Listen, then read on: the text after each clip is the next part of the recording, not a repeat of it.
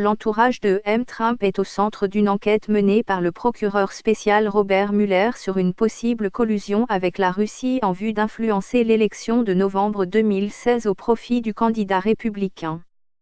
Les enquêteurs s'intéressent notamment à une rencontre, organisée en juin 2016, celle dont parle Steve Bannon entre le fils aîné de M. Trump, accompagné de son beau-frère Jared Kushner et Paul Manafort, alors directeur de campagne du candidat républicain, et Natalia Veselnitskaya.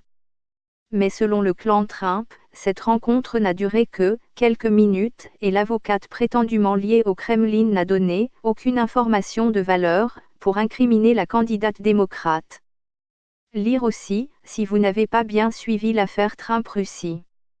Dans cet ouvrage, l'ancien stratège controversé de la Maison-Blanche estime que cette rencontre est une trahison antipatriotique et même une connerie qui aurait dû arriver aux oreilles du FBI.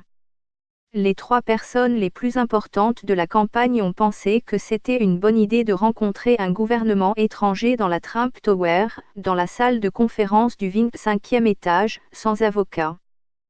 Ils n'avaient pas d'avocat, explique M.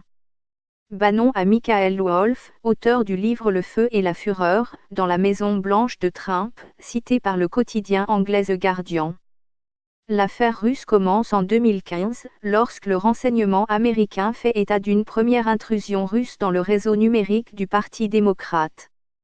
Une première enquête est ouverte en juillet 2016 par le FBI, mais elle n'est confirmée publiquement par son directeur, James Comey, que le 30 mars 2017, devant une commission parlementaire.